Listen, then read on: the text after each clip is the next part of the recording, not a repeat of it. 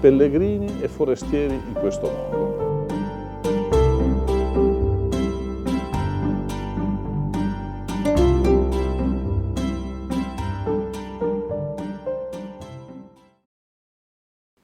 Francesco Patton, frate minore, sacerdote, custode di Terrasanta, grazie per questa intervista.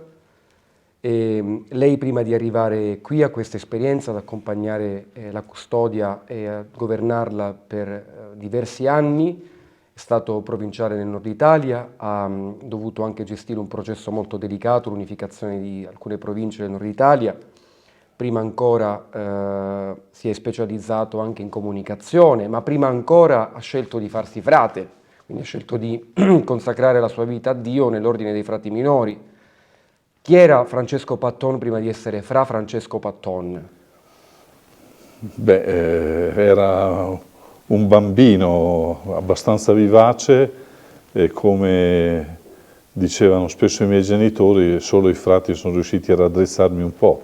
E quindi l'esperienza dei lunghi anni sia del seminario minore coi frati sia poi anche del tempo di formazione, diciamo dal noviziato in poi, sono stati per me anni di grande arricchimento, una grande occasione per approfondire il senso della vocazione, ma anche per approfondire il senso della vita in quanto tale. Sì, prima di venire qui ero provinciale della provincia di Trento e ho collaborato in questo processo di unione delle province, e proprio appena terminato questo processo di unione, era il 16 maggio del 2016, il 20 maggio sono stato nominato custode di Terrasanta e quindi ho, per così dire, cambiato territorio di vita e di missione. È stata un'esperienza di grande novità da un lato, ma anche di grande continuità, perché poi la constatazione che io faccio ormai da molti anni, dato che sono più di 40 anni che ho professato di vivere da frate, la constatazione che faccio è che in qualunque parte del mondo, quando mi trovo in mezzo ai frati, mi trovo in famiglia e mi trovo a casa mia, e quindi mi rendo conto di appartenere a una fraternità che è una fraternità universale, non è una fraternità legata a un luogo specifico, e questo poi qui l'ho ritrovato all'ennesima potenza, perché di fatto quando sono arrivato eravamo già frati di più di 50 nazionalità diverse, adesso siamo frati di più di 60 nazionalità diverse, quindi un po' il volto della Chiesa della Pentecoste, un volto di una Chiesa che è cattolica, universale, riflesso dentro la nostra esperienza di frati minori in Terrasanta. Ecco, ma cos'è che l'ha attratta all'inizio? Qual è stato, diciamo, il primo amore, la sua Galilea, il suo, anche se ci sono stati dei momenti in cui ha capito che non sarebbe tornato indietro, negli anni della giovinezza, della formazione? Ma negli anni della giovinezza devo dire che ci sono alcune figure ideali che mi hanno colpito e anche alcune figure concrete.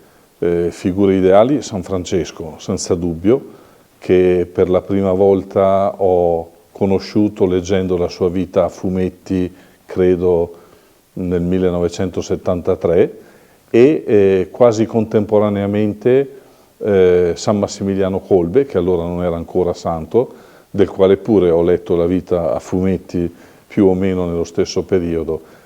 Sono due figure che mi avevano colpito molto, San Francesco nell'insieme, per questa sua,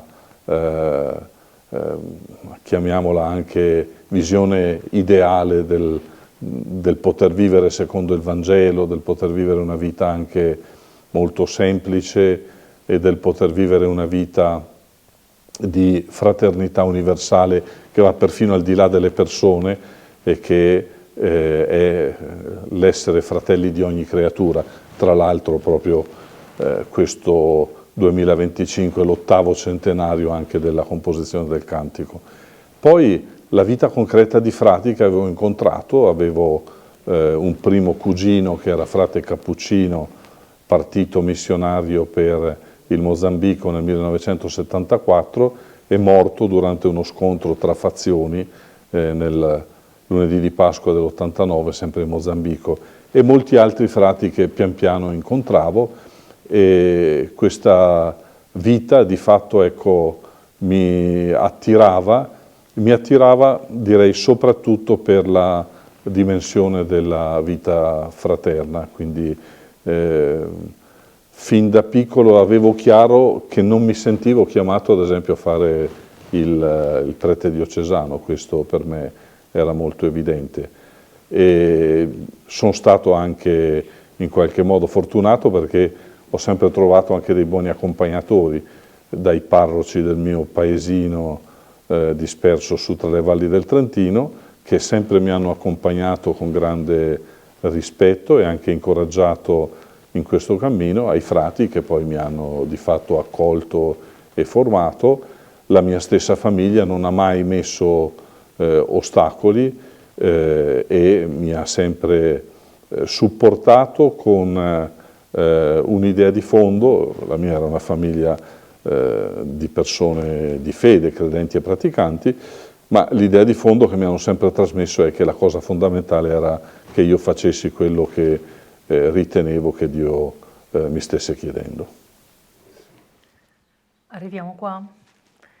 Allora, se ci racconta come è arrivato in Terra Santa, quindi questa nomina a essere custode di Terra Santa, una nomina un po' a sorpresa, quindi quali sono stati, se vuole ripercorrere un po' quei momenti della nomina e del suo arrivo qui. Sì, la nomina è stata molto a sorpresa perché io non vivevo in Terra Santa e avevo una conoscenza limitata della Terra Santa, che era la conoscenza che poteva avere uno che era stato per una settimana in pellegrinaggio in Terra Santa e che l'aveva poi visitata di nuovo una seconda volta e che aveva relazioni soprattutto con alcuni frati che vivevano in Terra Santa, che erano frati della mia ex provincia e che insegnavano l'SBF o servivano nei santuari. Poi conoscevo certamente Pier Battista, mio predecessore, adesso patriarca di Gerusalemme, perché l'avevo conosciuto fin dai tempi del noviziato, quando lui era un ragazzino delle superiori, io ero novizio, non aveva ancora la barba, ma per il resto era come adesso. E mi ha colto di sorpresa perché io mi stavo mettendo nell'ordine di idee di andare verso un altro servizio, che era di fare il parroco in una delle parrocchie affidate al nostro ordine nel nord Italia, e in teoria avrei dovuto andare a fare il parroco a Torino, e dico sempre un po' scherzando che mi hanno dirottato un po' più in là, quindi non mi hanno fatto atterrare a Torino, ma mi hanno fatto atterrare a Tel Aviv. All'inizio confesso che avevo abbastanza timore nell'assumere questo servizio, perché ritenevo di non avere conoscenze sufficienti per svolgerlo bene, per cui di fatto il primo anno l'ho vissuto come una specie di secondo anno di noviziato e mi è servito per conoscere i frati prima di tutto e poi anche per conoscere la realtà della custodia. Devo dire un grazie enorme ai frati perché mi hanno accolto come fossi sempre stato qui e mi hanno aiutato a entrare in questa realtà, per cui io in pratica da giugno a tutto agosto la maggior parte del tempo l'ho dedicato a incontrare i frati. A fine agosto di fatto avevo incontrato quasi tutti i frati e poi i frati che sono stati anche eletti e chiamati a essere miei collaboratori più diretti mi hanno aiutato molto nel capire determinate cose, ad esempio che cos'è lo status quo, come funziona, perché è così importante. Altri mi hanno aiutato a capire le culture nuove nelle quali mi trovavo immerso in questo Medio Oriente che non è esattamente omogeneo. Poi dovevo anche entrare dentro in territori che stavano vivendo un momento molto difficile, come la Siria, che era in quel momento nel 2016 direi nel punto più difficile di questa guerra che adesso sembra andare verso una conclusione e portare la Siria verso qualcosa di nuovo. Quindi c'era da capire molto, e quel primo anno allora ho cercato di soprattutto ascoltare e anche leggere, quindi ho chiesto a chi era qui da prima di me di fornirmi anche delle, chiamiamole così, delle letture selezionate per conoscere la storia della custodia, ma anche come dire, la storia almeno degli ultimi 2 secoli di questo territorio, perché è una storia che aiuta a capire anche certe difficoltà, certe crisi che ci sono adesso. Vogliamo dire brevemente che cosa fa il custode e come lei ha voluto, diciamo, interpretare, se possiamo dire così, questo suo compito e questo suo stare in Terra Santa. Penso che il titolo del suo ultimo libro sia già una prima indicazione. Sì, di fatto il custode è il provinciale dei frati che vivono nella provincia molto anomala e sui generis di Terra Santa. È un provinciale anche sui generis perché non viene eletto dai frati. Io quando ero provinciale in Trentino ero stato eletto dai frati. Invece in questo caso il custode, dopo dei sondaggi che vengono fatti all'interno della custodia, viene di fatto eletto dal definitorio generale, cioè dal Consiglio Generale dell'Ordine dei Frati Minori, e viene approvato dalla Santa Sede e poi pubblicato sul bollettino della Sala Stampa Vaticana.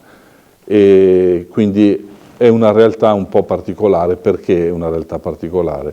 Perché appunto da un lato è il ministro, quindi quello che ha la responsabilità di guidare i frati di una provincia che è qui in Terra Santa fin dal 1217 ed è quindi di fatto la più antica provincia dell'ordine. Ma dall'altro ha il compito di guidare questi frati che a un certo punto della storia, nel 1342, hanno ricevuto da Papa Clemente VI l'incarico ufficiale di custodire i luoghi santi, ed è un incarico che il Papa ha specificato, ha detto bisogna vivere nei luoghi santi, bisogna pregare nei luoghi santi e bisogna essere una fraternità internazionale. Allora già questo fa capire che è una guida che ha a che fare con 2 referenti, il mio ordine e il mio ministro generale, ma anche la Santa Sede, il Vaticano e il Papa, quindi queste 2 realtà. E poi chiaramente lungo la storia la custodia di Terra Santa ha acquistato anche un peso a livello locale, per cui è diventata una realtà che viene spesso consultata anche da chi qui si trova per svolgere servizio diplomatico, o dai politici che vengono, o anche dalle autorità locali, proprio perché siamo questa realtà presente da molti secoli, presente in molti luoghi e presente anche in molti territori e con realtà anche complesse e difficili. Quindi il custode deve dedicarsi a governare e accompagnare i frati di Terra Santa perché possano vivere la propria vocazione, la propria missione, però poi ha dei compiti che sono di rappresentanza, dei compiti che sono per così dire paradiplomatici e dei compiti che sono anche di rappresentanza vera e propria. Tutto questo chiaramente richiede sia tempo sia energie. Io spesso scherzando dico che per fare bene il custode ci vorrebbero 3 custodi, cioè 3 persone che si suddividono i compiti e così riescono a dedicarsi ai diversi campi in modo adeguato. Io personalmente ho interpretato il mio servizio più in direzione dei frati che non nelle altre direzioni, perché questo è ciò che forse mi riesce anche meglio la parte di governo accompagnamento legata magari anche a quelli che sono i temi più formativi. Poi per il resto è chiaro che bisogna far fronte un po' a tutte le situazioni e quindi stare anche dentro le situazioni problematiche, come quando nel 2018 abbiamo dovuto chiudere il Santo Sepolcro di comune accordo con il patriarca greco, il patriarca armeno e col sostegno anche delle altre chiese. È chiaro che quella era un'iniziativa a carattere politico, quindi era un'iniziativa che andava a contrastare una iniziativa di legge che voleva in qualche modo oberarci di tassazioni che erano per noi ingiuste e introducevano anche dei meccanismi di legge che avrebbero in qualche modo espropriato le chiese delle loro proprietà, creando un danno non tanto alle chiese in astratto ma alla piccola comunità cristiana presente in Terra Santa. E quindi lì era un'iniziativa chiaramente di tipo anche politico, tant'è che noi in quel caso scrivemmo tutti insieme sia al Primo Ministro sia al Presidente dello Stato e chiedemmo anche il sostegno di altre realtà e alla fine riuscimmo temporaneamente a risolvere quel tipo di problema, ma questo torna in gioco ogni volta che ad esempio ci troviamo a dover difendere una realtà come il Monte degli Olivi dalla trasformazione in parco nazionale, che sarebbe un altro modo per surrettiziamente fare una specie di lento esproprio. Ecco, allora lì è chiaro che entra in gioco un ruolo che non riguarda l'accompagnamento dei frati, ma riguarda il confronto anche con le autorità locali, e lo stesso vale in Palestina, lo stesso vale in Libano e Siria, a Rodi come a Cipro. Ecco, quindi è un compito di questo tipo. Poi io ho sempre interpretato il mio servizio come un servizio appunto temporaneo, per cui scherzando ho sempre detto che la valigia mia è sempre pronta, quindi io non ho bisogno di più di mezz'ora per preparare le mie cose e poi partire. E qualcuno mi prende in giro perché viaggio normalmente con uno zainetto, ma io trovo che lo zainetto sia lo strumento più adeguato al pellegrino e anche a chi viaggia in maniera leggera. Gesù nel Vangelo dice di non portare neanche la bisaccia, quindi anche lo zainetto sarebbe eccessivo rispetto allo standard evangelico, ma sappiamo che oggigiorno qualcosa bisogna anche portarsi dietro. Lei cita spesso, a proposito, Zygmunt Bauman, che dice ci sono 3 categorie di uomini, il nomade, il turista e il pellegrino. Oggi assistiamo ad un nomadismo che è dato anche dalle contingenze sociopolitiche ed economiche. Vediamo una generazione di sradicati, per esempio di ragazzi che devono muoversi da una parte all'altra del mondo per ragioni di lavoro, di realizzazione professionale, ma anche perché il mercato del lavoro richiede dinamismo, mobilità, eccetera. Poi il turista, che forse possiamo anche identificare con una parte di pellegrini di una certa età, che possono permettersi magari di sostenere anche un viaggio in Terra Santa o in altri luoghi cari alla tradizione cattolica, ma equipaggiati di ogni comfort. E poi vediamo il pellegrino che invece in senso penitenziale, mosso da un'inquietudine esistenziale, da una domanda di senso profonda, radicale, cerca la sorgente della vita. Allora, la domanda che vorrei farle è questa. C'è un grande ritorno dei pellegrinaggi in Estremo Oriente, è come un ritorno degli anni 60, vediamo tanti giovani e meno giovani che si muovono verso l'India alla ricerca di spiritualità, alla ricerca di una esperienza anche mistica, se così vogliamo dire. Eppure oggi dai paesi tradizionalmente cattolici si assiste ad una disaffezione magari rispetto ai luoghi santi, almeno nelle giovani generazioni.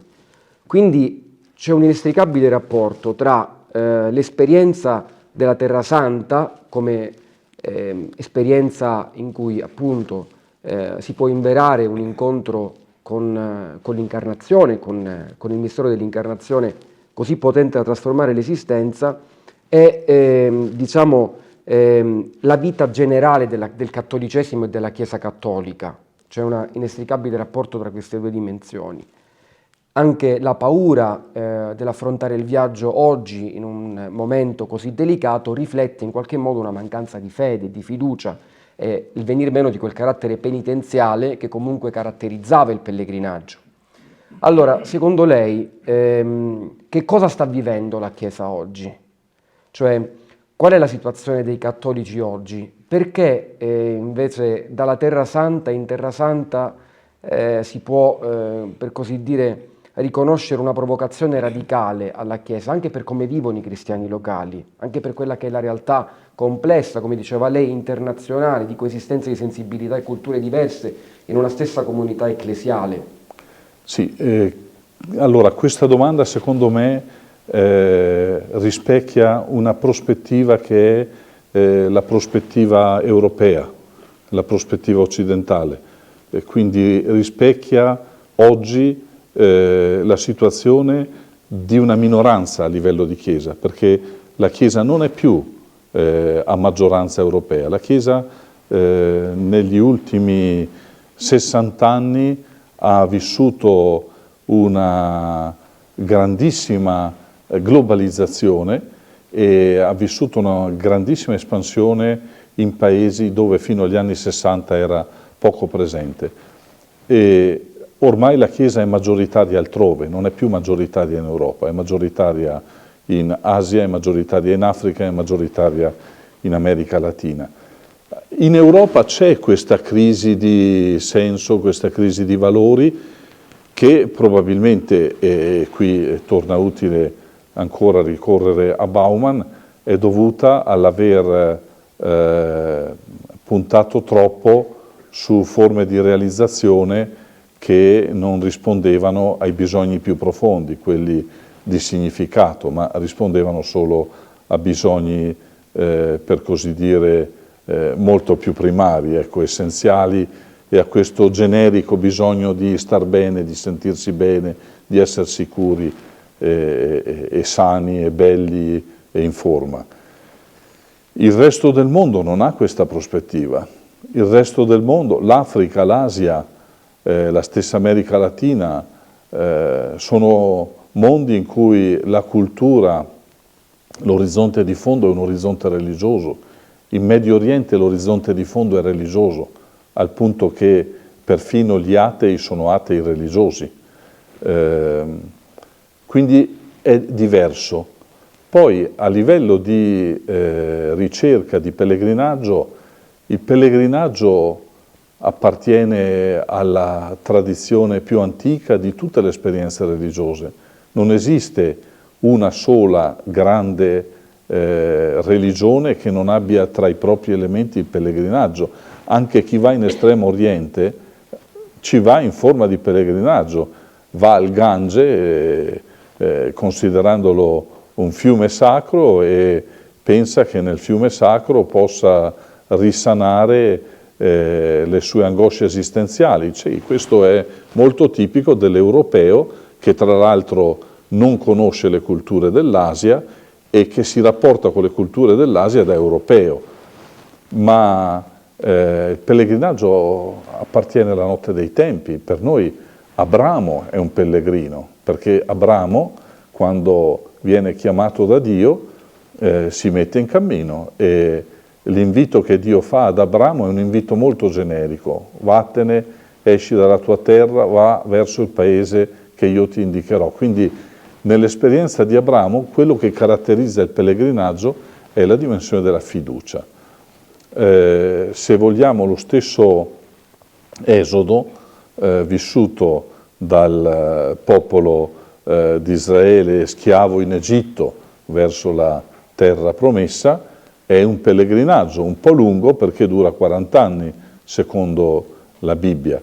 Nell'esperienza dei musulmani il pellegrinaggio è fondamentale, uno almeno una volta in vita deve fare il pellegrinaggio alla Mecca e quando ha fatto quel pellegrinaggio può tornare a casa con un vestito bianco, che è un simbolismo tra l'altro molto bello, che in qualche modo si accosta al nostro simbolismo battesimale. Per gli ebrei anche il pellegrinaggio a Gerusalemme era prescritto, e sappiamo che Gesù con la sua famiglia si recava tutti gli anni a Gerusalemme a partire dai 12 anni, quindi a partire da quando si cominciava ad essere considerati grandicelli e ormai quasi adulti.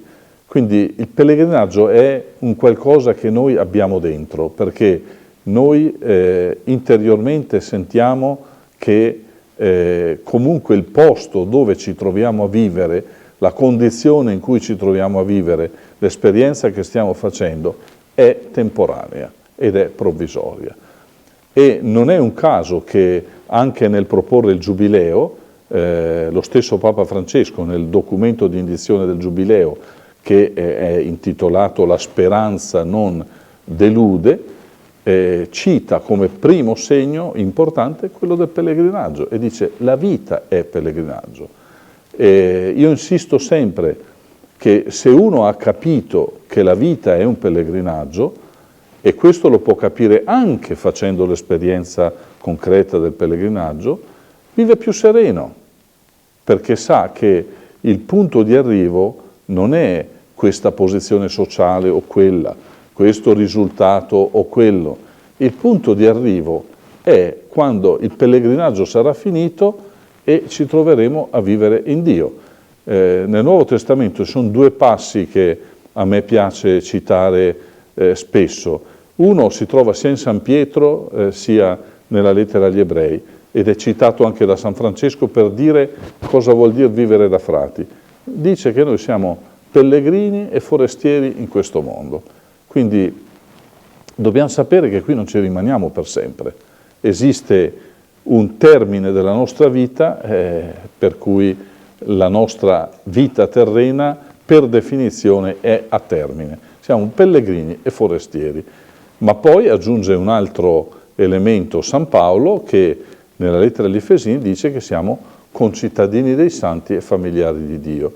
Allora il nostro pellegrinaggio è un pellegrinaggio che ci aiuta a vivere il cammino della vita con la prospettiva non della fine di tutto, ma con la prospettiva della pienezza, del passare da un percorso di vita in cui sì, siamo tutti pellegrini e stranieri, siamo tutti in cammino e in qualche modo forestieri anche nel luogo in cui siamo nati, ma con la prospettiva di arrivare invece a una situazione, perché di fatto non è più un luogo, in cui siamo tutti semplicemente figli di Dio, concittadini dei santi, familiari di Dio vuol dire questo.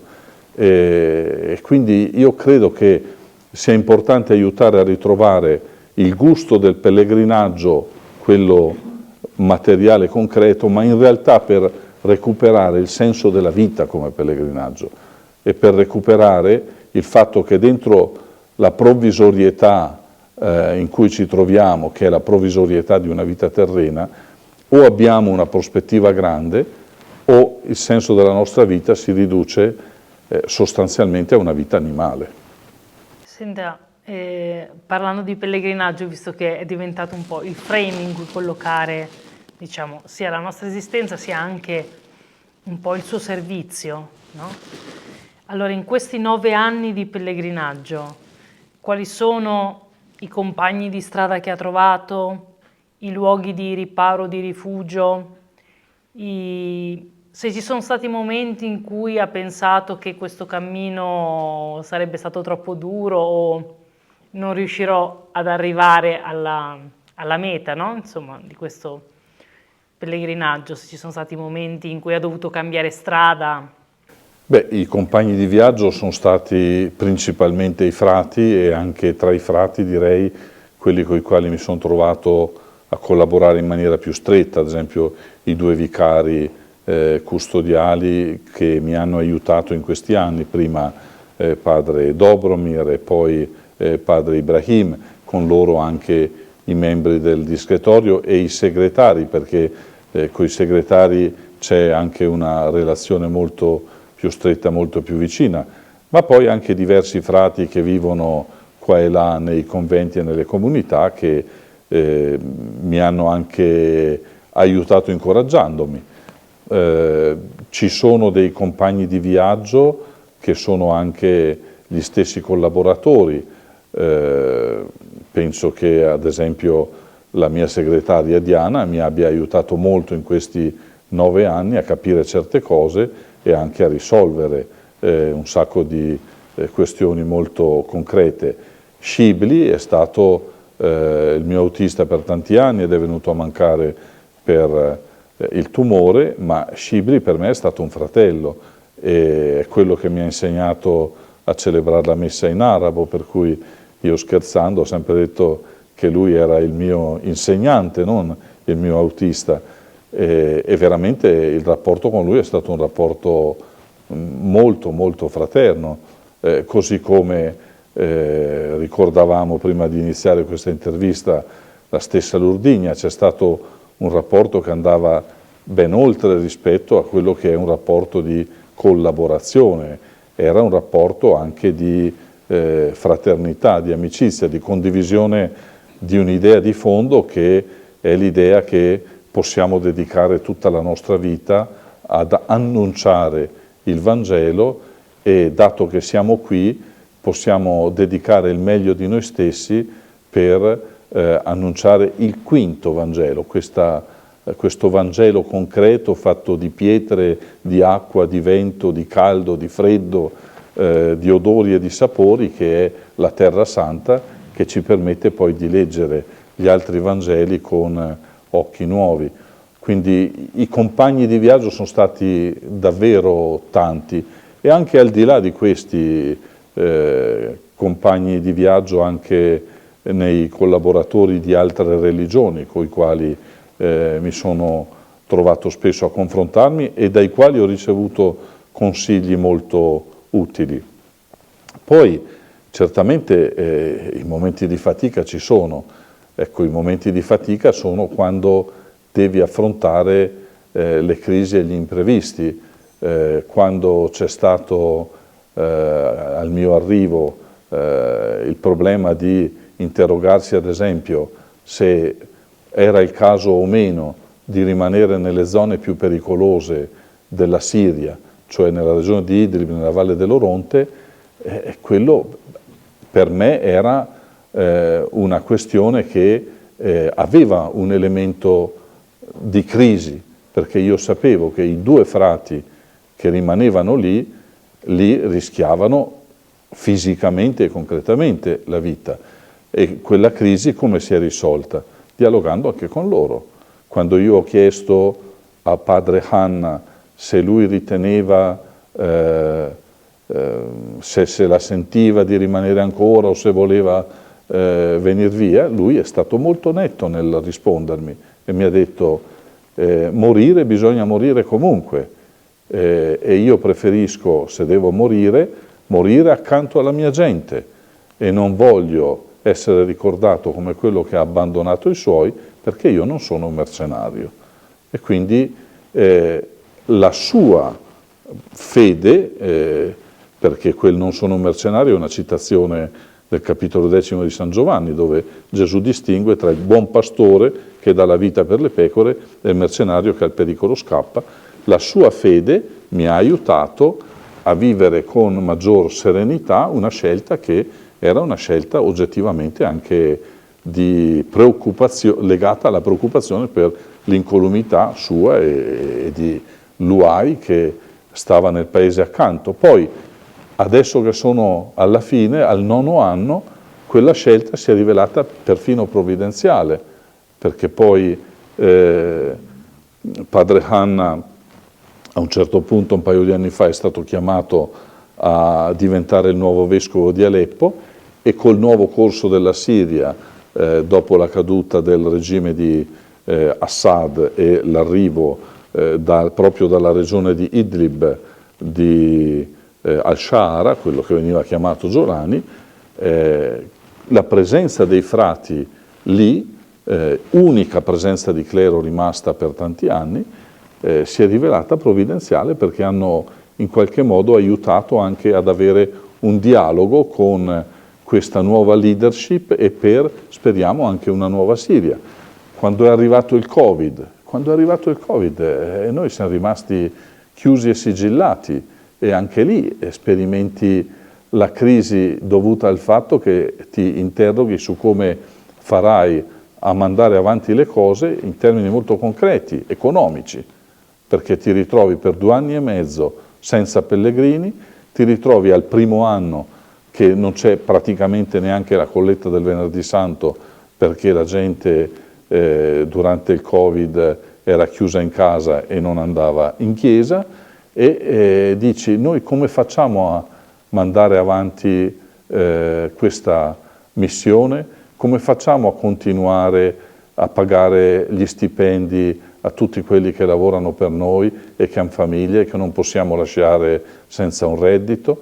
Ecco, allora anche lì sono momenti in cui tu ti interroghi e dici: va bene, affrontiamo con fede anche questa situazione, cerchiamo di vedere quello che possiamo fare concretamente e lo facciamo. E anche lì una soluzione l'abbiamo trovata. Abbiamo anche fatto un mutuo per pagare gli stipendi, quindi ci siamo esposti noi, ma perché non volevamo togliere un reddito alle famiglie dei nostri dipendenti. O in questo ultimo anno e mezzo la situazione della guerra, di nuovo senza pellegrini e in mezzo a una situazione dove era perfino difficile parlare, perché se dicevi una cosa le prendevi da destra e se ne dicevi un'altra le prendevi da sinistra, quindi con una difficoltà anche a stare in mezzo a un conflitto e a non voler fare quelli che hanno le sentenze e le soluzioni per tutto, ma quelli che cercano comunque di stare dentro questa realtà con uno sguardo al futuro. E qual è lo sguardo al futuro? Lo sguardo al futuro è che non si può andare avanti ad ammazzarsi all'infinito. Lo sguardo al futuro è che a un certo punto bisogna entrare non nella logica del cessate il fuoco e della tregua, cose necessarie, fondamentali e iniziali, ma che bisogna entrare in una prospettiva di pace vera che comporta anche percorsi lunghi che dureranno decenni per arrivare a una riconciliazione in qualche modo, in qualche forma, e per arrivare a una convivenza. Allora, dentro queste realtà ti senti come una formichina, cioè ti senti come qualcuno che veramente è insignificante, perché qual è il contributo che posso dare io, qual è il contributo che possiamo dare noi come custodia per un futuro diverso? Eppure anche lì io sono convinto che noi già stiamo dando un contributo a un futuro diverso e lo stiamo dando in primo luogo attraverso le nostre scuole, dove noi educhiamo tutti, indipendentemente dall'etnia, indipendentemente dalla religione, all'accettazione reciproca, e cerchiamo di educare tutti al rispetto reciproco e magari anche a qualcosa di più, ad avere uno sguardo fraterno verso l'altro, perché poi alla fine ciò che fa scaturire i conflitti il più delle volte è la paura che genera la violenza dentro le persone, è la paura dell'altro. Quello che ci insegna San Francesco anche nel suo incontro col sultano è che tu vai incontro all'altro con fiducia, cioè all'altro dai sempre il beneficio della fiducia, ma questo vuol dire che tu sei disposto a rischiare qualcosa di tuo da un lato, ma al tempo stesso che hai anche una certa visione dell'altro, che è la visione dell'altro come un fratello, mai come un nemico. Plauto, un autore del secondo secolo a.C., latino, diceva homo est homini lupus, l'uomo è un lupo per l'altro uomo. Poi la frase è diventata famosa con Hobbes nel 1600, ma Francesco dice tutt'altro, dice homo est homini frater, l'uomo è un fratello per l'altro uomo, e quindi io devo andare incontro all'altro con uno sguardo di questo tipo, altrimenti la conflittualità sarà ciò che regnerà per sempre. Scusi se le faccio questa domanda, ma lei è mai venuto meno a questo principio? Cioè, in questi 9 anni o prima, ha fatto degli errori secondo lei nel trattare magari di frati o altre persone, come dire, analizzare una situazione? Errori, chi fa sbaglia, chi non fa giudica. Quindi... Sicuramente ho fatto degli errori, questo non ho nessuna difficoltà a riconoscerlo, a volte ho fatto anche degli errori di valutazione personale. Nei momenti in cui ho fatto degli errori e me ne sono accorto o qualcuno mi ha aiutato a capirlo, ho anche cercato di correggere. La cosa importante è anche avere accanto dei consiglieri che siano veri consiglieri, quindi non dei consiglieri che ti danno ragione, non dei consiglieri servili che per interesse loro ti dicono che hai sempre ragione, ma di avere accanto dei consiglieri franchi, onesti, intelligenti, che quando si tratta di darti un consiglio te lo danno per il bene della realtà.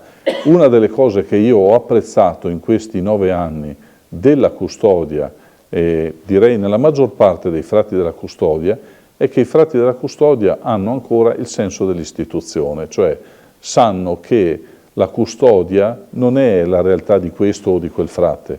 La custodia è una realtà nata come missione dell'ordine, soprattutto in ambiente musulmano, questo dice San Francesco nel capitolo 16 della regola non bollata, e una missione poi confermata dalla Chiesa con dei compiti specifici. Allora, tutti noi dobbiamo avere anche questo senso delle istituzioni. Quando abbiamo il senso delle istituzioni, l'io non prevale mai sul noi. E quando abbiamo il senso delle istituzioni, viviamo bene anche i momenti di passaggio, viviamo bene anche le transizioni. Personalmente, ad esempio, ritengo che non bisogna fare eccezioni alla durata dei mandati, proprio perché altrimenti si inceppa qualcosa dentro il buon funzionamento della stessa istituzione. Questo richiede la collaborazione di tutti, richiede anche la disponibilità e il lavoro serio dei frati.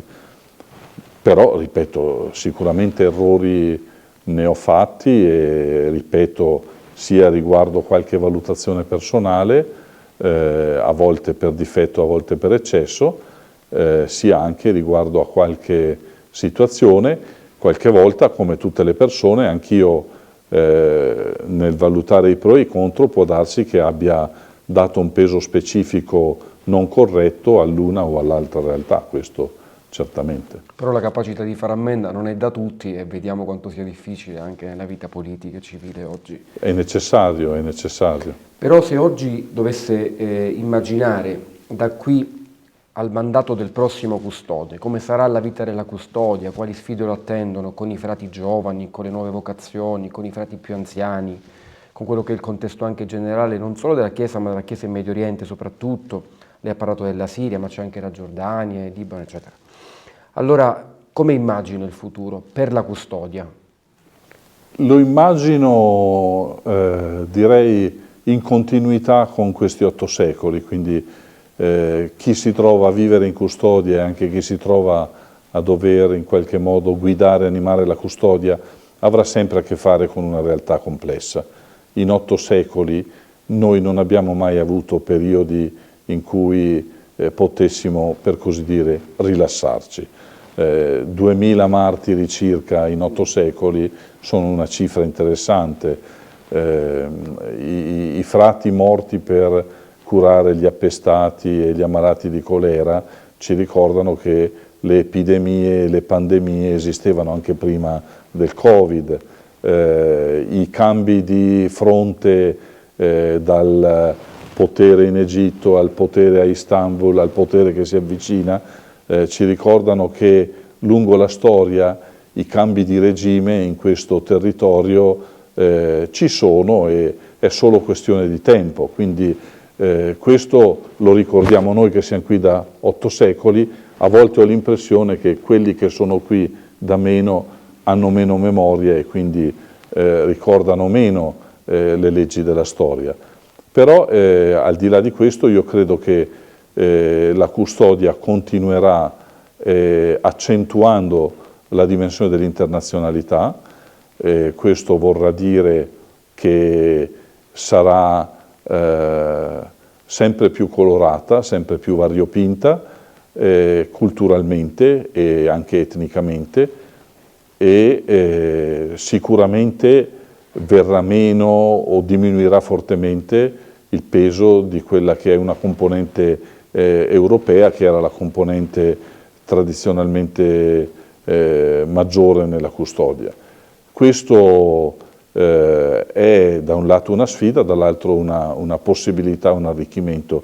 Io non ho paura, anzi auspico questo e credo di aver anche lavorato per anticipare un po' i tempi da questo punto di vista. Questo vuol dire che bisognerà lavorare molto di più sulla formazione, perché bisognerà lavorare molto per creare comunque una formazione che al di là delle differenze culturali sia condivisa. E questa formazione per noi è data ovviamente dalla base che è la nostra fede cristiana, perché prima di essere frati siamo cristiani, e San Francesco amava ripetere ai frati che dovevano ricordarci che sono cristiani. Vuol dire che anche allora il minimo comune denominatore doveva essere quello. Lo dice proprio ai frati che vengono in Terra Santa: confessino di essere cristiani. Bisognerà sicuramente lavorare perché i frati tengano come punto di riferimento la nostra spiritualità francescana, quindi conoscano bene la nostra regola, quella scritta da San Francesco, e la conoscano non in modo archeologico ma in modo dinamico, cioè la rileggano in modo tale che alimenti oggi la vita dei frati. Se nel XII secolo San Francesco dice ai frati che non dovevano andare a cavallo, aveva le sue ragioni, ma da persona intelligente qual è, dice che c'è un criterio da tenere presente sempre, che è il comportarsi secondo i tempi e i luoghi. Non puoi vivere al Polo Nord con la maglietta e non puoi vivere all'equatore con il cappotto di ermellino. Quindi bisogna anche sempre applicare una ragionevolezza che è simbolo anche di intelligenza pratica. E le nostre costituzioni, il cammino dell'ordine, quello che l'ordine ci chiede, quindi bisogna approfondire sempre e fare in modo che le nuove generazioni aderiscano a questa forma di vita e cerchino di interpretarla in modo personale, qui in modo anche condiviso. Poi bisogna fare attenzione a quelli che sono i cambi di contesto, perché io auspico il giorno in cui in tutto il Medio Oriente ci si possa muovere senza le restrizioni che ci sono adesso. Io spero che nei prossimi, se non 10-20 anni, questo possa accadere. Non so se accadrà, ma comunque bisogna sempre tenere presente che se adesso la realtà ha questa complessità, forse domani potrà anche essere un po' più semplice, o viceversa, potrà essere ancora più complicata. Allora bisogna che chi viene qui abbia sempre anche una certa apertura mentale, una certa flessibilità. E dal mio punto di vista poi chi ha la vocazione missionaria deve tener conto di una cosa fondamentale della vocazione missionaria, e cioè che la vocazione missionaria non è un tempo di volontariato, ma la vocazione missionaria ha come orizzonte il dare la vita. San Francesco ce lo dice: l'orizzonte della vocazione missionaria è il martirio. Questo non vuol dire che ti ammazzeranno, che ti taglieranno la gola o che ti spareranno, ma questo vuol dire che tu non potrai vivere questa vocazione al ribasso. Se tu vivi questa vocazione al ribasso, sarai un insoddisfatto, vivrai triste e renderai difficile anche la vita degli altri, perché sarai sempre uno che tira indietro. Ogni volta che c'è una iniziativa nuova che è legata ai segni dei tempi, all'energia, tu sarai quello che tira indietro. Chi ha la mentalità autenticamente missionaria, chi ha l'orizzonte del martirio, quando vede che c'è una necessità, si butta e la affronta anche con una percentuale di assolutamente necessaria follia. Quindi il futuro della custodia e il suo futuro invece come lo vede? O l'avvenire? Più che il futuro, l'avvenire. Io amo citare un proverbio di Confucio. Confucio dice che il passato è un uovo rotto e il futuro è un uovo da covare. Io non so che cosa mi riserva il futuro. 9 anni fa io pensavo di andare a fare il parroco a Torino e sono venuto in Terra Santa e in seguito a quella esperienza mi sono ripromesso di non far più programmi per il futuro ma di fidarmi di Dio. Poi ho 60 anni, quindi direi che buona parte del cammino della vita penso di averlo percorso e quindi è bene che nella parte restante impari a fidarmi ancora di più di Dio, perché poi arriverà il momento in cui fidarsi vorrà dire chiudere gli occhi e dire adesso mi puoi anche chiamare a fare il passaggio finale. Possiamo fare un piccolo gioco, gli ultimi minuti di questa intervista, rispetto proprio a questi 9 anni, no? Se li vogliamo vedere un po' da diverse prospettive. Lei prima citava la sua passione per i fumetti, che poi si è espressa anche con le formiche, poi insomma varie. Se dovesse descrivere questi 9 anni come un fumetto, quale sarebbe e perché? Credo che non riuscirei a descrivere questi 9 anni come un fumetto, perché i fumetti hanno tutti a che fare con dei personaggi anche un po' stereotipati. Ecco, è nota la mia passione per Tex Willer, quindi di Tex Willer sicuramente mi piace il senso della giustizia, eccetera, eccetera, ma certamente non potrei applicare la logica di violenza che lo stesso Tex Willer applica normalmente nel risolvere le questioni. Credo piuttosto che sarebbe, come dire, un fumetto da scrivere, ecco, però non riuscirei a identificarlo con questo o quel fumetto. Per il prossimo libro facciamo un fumetto. E se le dovesse dire, non so, come una canzone, perché lei è anche un appassionato. Beh, se si tratta di una canzone, ce ne sono molte che parlano del camminare, ce ne sono molte che parlano del viaggiare, quindi direi qualcuna di quelle, ecco. Non me ne viene in mente una specifica, ma mi vengono in mente diversi autori che hanno trattato il tema, da Guccini allo stesso Baglioni, che hanno canzoni che parlano del viaggiare, allo stesso Battiato, che anche l'ultima sua canzone ha il titolo Torneremo ancora. Ecco, forse quella potrebbe essere una buona ispirazione. Torneremo ancora, cioè è una realtà che non lasceremo questa. L'ultimo, visto che lei è anche un appassionato di cucina, è un bravo cuoco, anzi eccellente dicono, se fosse un sapore, qual è il sapore di questi 9 anni? Il sapore di questi 9 anni forse è il sapore di quel piatto tipico di qui che si usa come antipasto, che è il kubbe, che ha un rivestimento di un certo tipo e poi ha un cuore di carne.